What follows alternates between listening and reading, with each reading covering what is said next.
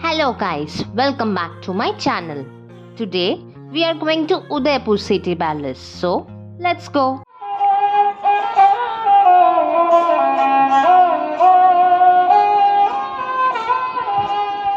Since this was the last day of our Rajasthan trip, so we wanted to cover as much as points we can. So after visiting Sajjangarh Fort, we headed towards the Udaipur City Palace. You need around 2 to 3 hours to visit this palace, so guided tours are highly recommended. As I always say, they describe the history well as you roam about with them. He charged Rs 500 from two of us.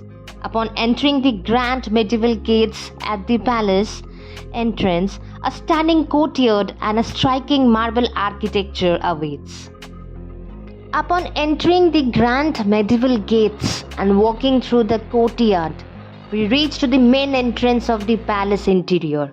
The first point was the Ganesh Deodhi. There was an idol of Lord Ganesha, and the marble idol was made by Rana Karan Singh in 1620. The super glass work around the image was just amazing.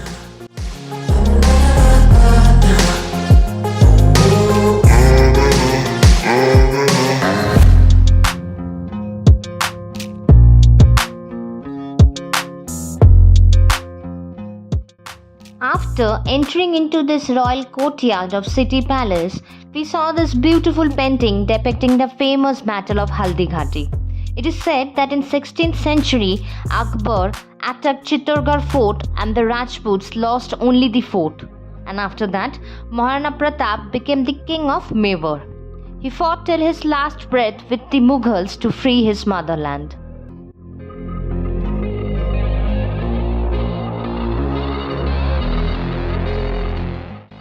And then we arrived at a hall with a marble tub fitted in the ground. It is said that when the new king was crowned, during the ceremony the coins were thrown to the pupil of state from the jharokas.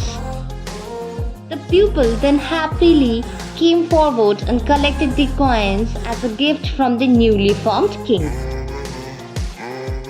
So, by walking through the balcony, we came to this wide courtyard from where you can see the city palace parking along with the city. This was the point where the elephants were made to play tug of war. The two would then pull away, and the one who ended up touching the wall was considered weak.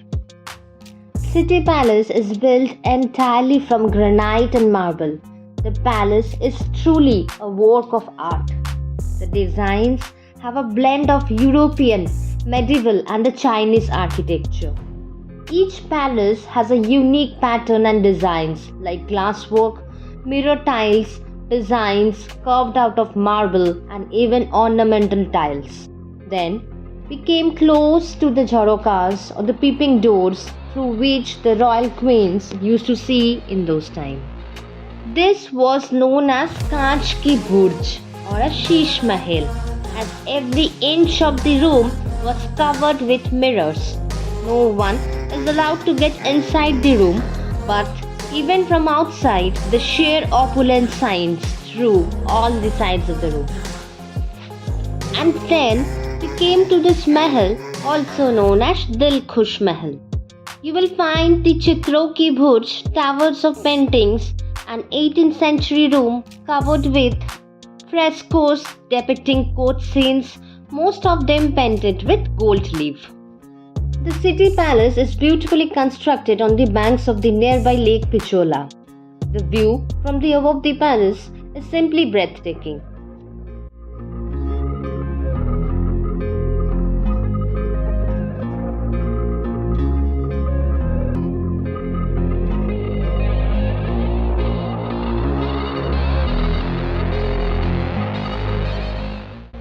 The Mewar rulers were the worshippers of sun.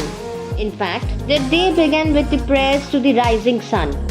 But during the monsoon, when they couldn't see the sun, so they made a replica of sun with gold leaf and encrusted with gems. As you walk, you will come across the royal kitchen setup. From old pots and pans to fireplaces, it's quite a collection. Our guide showed this palace with the quote, "Dream in those times." And I still remember that line.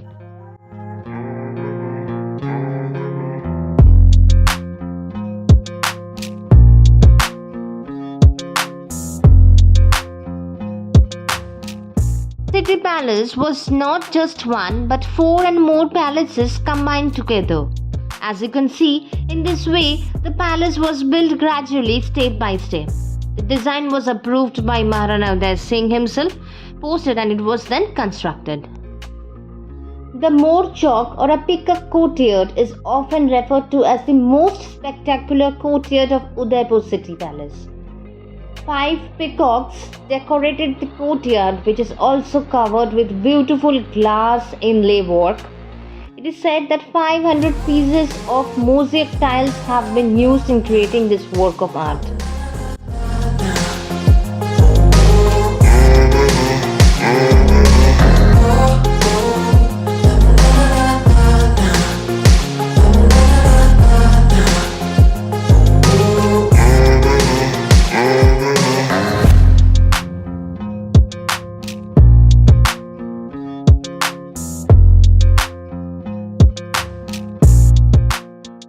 Another notable area is this dressing room of the queen. It showed how the queen in those times used to get ready for their day.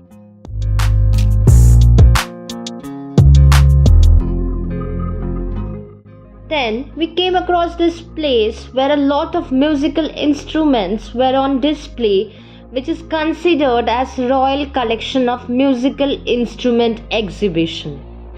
Many royal musical instruments that are nearly 100 years old was exhibited in the gallery. We found many instruments brought from our own state, West Bengal. The City Palace is a multi-floor palace. Very steep stairs connect to the floors.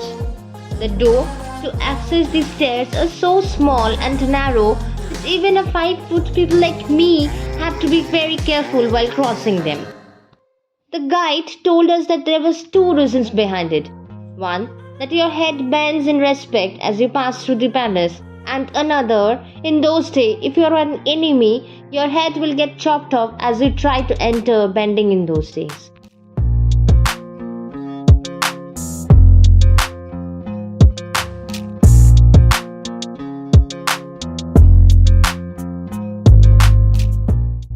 Just around the corner from here is the Silver Gallery. The king was so fond of silver, all the collections of items, big or small, all were made of silver. We got to see a huge horse cart. There were spoons, forks, other kitchen use, a palki or a carrier, all were made of silver.